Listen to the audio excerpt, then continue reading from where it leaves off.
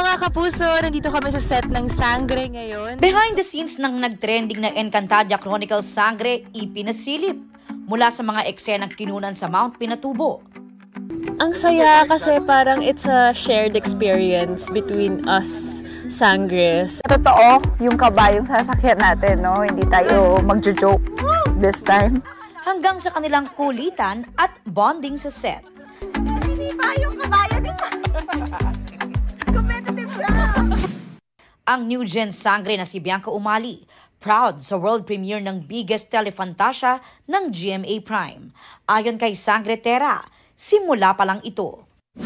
Mainit na pinag-usapan sa social media ang pilot episode kagabi. Wala pa ngang 24 oras mula nang ipalabas, umabot na ito sa 18 million views and counting across all platforms.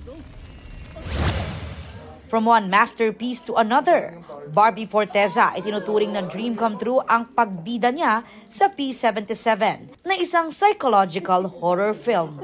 I would consider this a career milestone. It's the kind of challenge na matagal ko nang hinahanap as an actor. Excited na rin sa new journey as new parents, sina Megan Young at Micael Daez. Ibinahagi nila ang ilang snippets from their last ultrasound. 8 pounds 3. You're expecting an 8 pounds 3. Ha?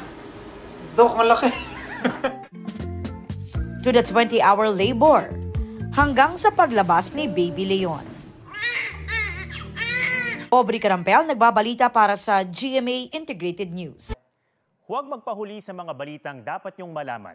Mag-subscribe na sa GMA Integrated News sa YouTube.